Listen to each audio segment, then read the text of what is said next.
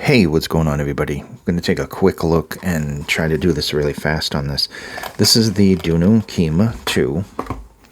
Here is the packaging. I know people don't like to see the packaging. Inside the box, you're going to get the case, the unit, this new cable, which is from the Titan. You're going to get 4 different types of air tips, and I'll show them to you in just a minute, in 3 different sizes. So I have them in the medium here for me. So you're going to get these blueies, which I remember from the S series, the S6 and S3. These, I'm not sure if these were in there too.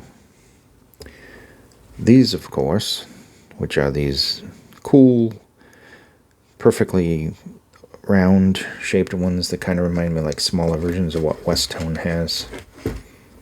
And of course the ones that are on it, which are these, kind of look like spin fits. The Kima has unchanged, except for there's a green variant that's made out of stainless steel. It's still that same material. I don't know if it's nickel or aluminum, but it has a nice weight to it. Not overly heavy, but definitely sturdy. You get a 3.5 millimeter and a 4.4 balanced with this now. So it is a modular cable. Like I said, it's the cable from the Titan, and I think it was in something else before that. But here's the cable. You can just unplug that, switch it out. It's got this thick thing here. And of course the air hooks are this braided. It's kind of weird. I don't know, this cable is just weird for me. It's not my favorite cable, even though it is very solid. I don't know, springy, and just, this is tangly. I don't know. Anyway, Kima 2s. Basically the same body shape. Let me see if I can, is there a picture on? Yeah, there's a picture of the stainless steel version. Is there something, there might be something wrong with this cable. I hope not. Hopefully the audio isn't interrupted. So ultimately, let's get into the specs here. Okay, your frequency response is 5 to 40. Obviously, you can only hear 20 to 20 if your hearing is perfect. 20 ohms, 180 decibels of sensitivity. Let's see, the THD is 0.3%. The driver of this is a external magnet diamond-like carbon composite diaphragm. Shell material doesn't say. It's a S316 stainless, but that's for the green one. That's not for this one. 4-core single crystal copper and silver-plated OCC modular cable. The length is 1.2 meters. It is a 0.78 millimeter 2-pin connector and Q-lock interchangeable plug system. What, like I said, has the 3.5 and the 4.4 balanced. So you get a balanced cable with this one, which is good.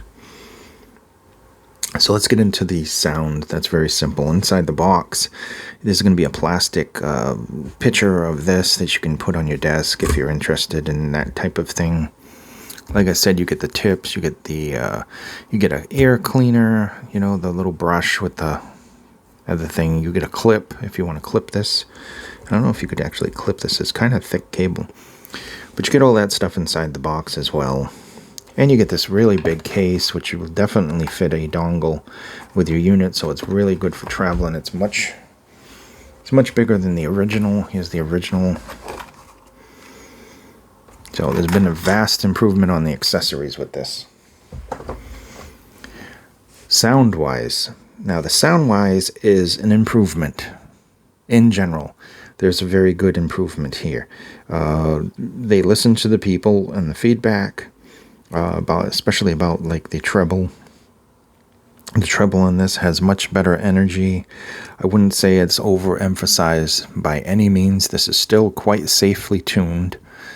Bass-wise, the bass has been improved. It still sounds good, like the sub-bass is improved. It's a wider overall type of bass. I say it's better textured, less subdued. I know the other one had bass when it called upon it. This one just has a good bass all the time.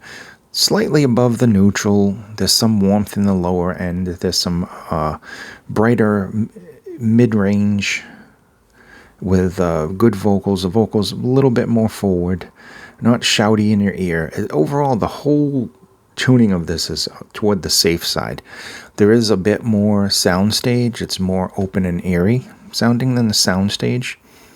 Like I said, the bass has been improved. The treble has been improved. The vocals, for the most part, I would say they're a little brighter, a little more forward, but it's just ever so, and it could just be the equipment that I was using.